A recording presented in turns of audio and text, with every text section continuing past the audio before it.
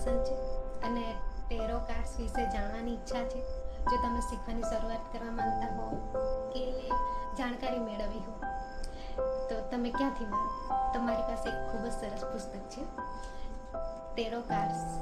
આ તમે જોઈ શકો છો સ્ક્રીન પર. ટેરો કાર્ડ્સ જેનું નામ છે અને ઓવર પરફેક્ટ ગાઈડ, અને લેખિકા છે શ્વેતા ખત્રી. મને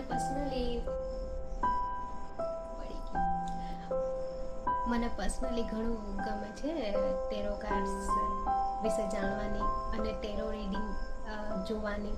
અને હું જોઉં છું જ્યારે મને કંઈક લાગે કે મને કંઈક સમજ નથી પડતી એ ટાઈમે હું જોઉં છું અને એનાથી માનસિક શાંતિ મળે અને આપણી અંદર એક આત્મવિશ્વાસ કેળવે અને જોડે જોડે આપણને રસ્તો મળે કે આપણે કઈ રીતે જીવનમાં આગળ વધવું જોઈએ. તો આ પુસ્તક તમને ખૂબ જ ઉપયોગી બનશે. આ પુસ્તકમાં પ્રકરણો આપેલ છે સરસ એવા.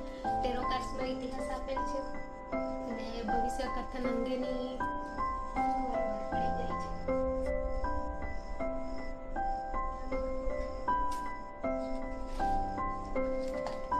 ટેરો કાર્ડ્સ શું છે એ પણ તમને આમાંથી જાણવા મળશે.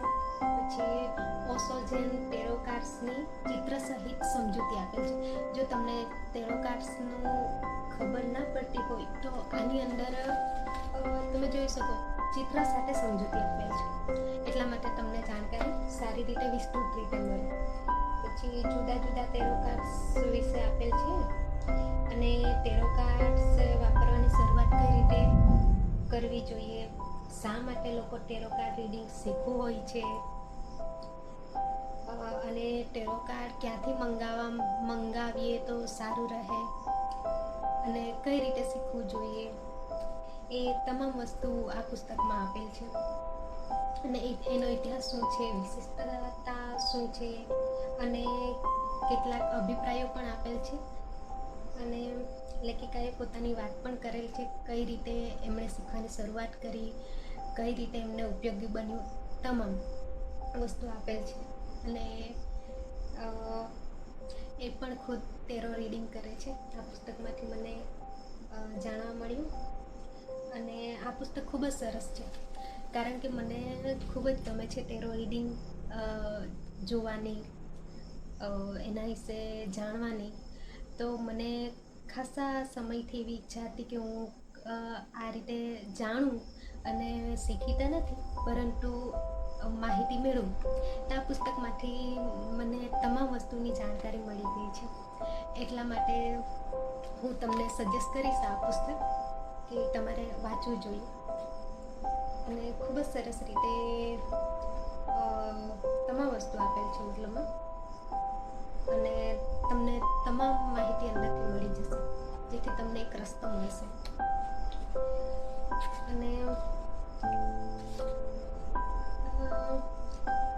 અને આપણે કોઈક મુશ્કેલીમાં ફસાયા હોય તો તે ટાઈમે આપણને સમાધાન, થોડું ગાઈડન્સ મળી જાય અને તમે તમારો રસ્તો શોધી શકો.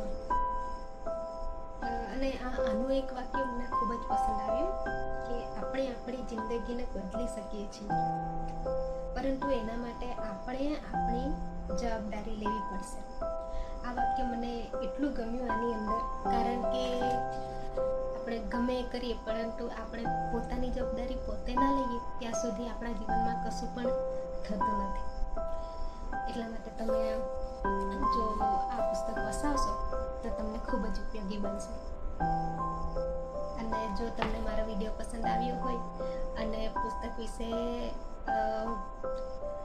જાણકારી મળી હોય અને તમને આ પુસ્તક જો ઉપયોગી બનશે તો મારી ચેનલને લાઈક કરજો, સબસ્ક્રાઈબ કરજો અને કોમેન્ટ કરજો કે તમને ખરીદીને પછી વાંચીને કેવી લાગી આ પુસ્તક. મને જરૂર જણાવજો. ચા પી લો, વરસાદનો મોસમ છે.